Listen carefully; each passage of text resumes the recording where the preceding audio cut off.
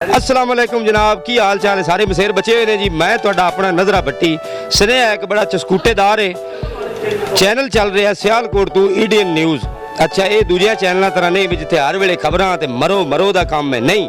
ये इंटरटेनमेंट का काम है। बड़े चस्कूटे वाली गल्लां, प्रोग्राम, हासे खेडे, सारा सिस्टम है। अपना अमजद मस्ताना विरा है, यही इहदे नाल सिस्टम एंकरी भी कर रहा है, नाल तुहानूं मजे मजे भी दे रहा है। तो जरूर वेखना, बड़ा चस्कूटा उसी तुहानूं बहुत अच्छा चैनल चल रहा है ईडीएन न्यूज़।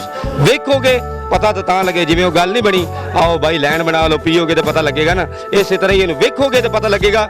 ईडीएन न्यूज़ सियालकोट तो बहुत अच्छा चैनल, ये मेरी तरफों तुहानूं सुनिया है, एक बारी वेखो जरूर।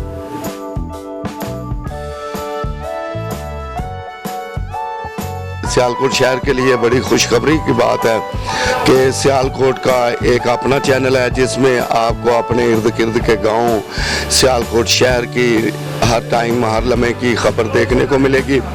ईडीएन बहुत अच्छा चैनल आया है जो इंटरटेनमेंट भी है, न्यूज़ चैनल भी है, मल्टीप्लस है। इसमें हर किस्म की खबर, हर किस्म की इंटरटेनमेंट आपको मिलेगी।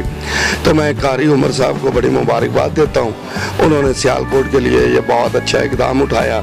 कारी उमर सारी उमर ईडीएन चैनल, थैंक यू।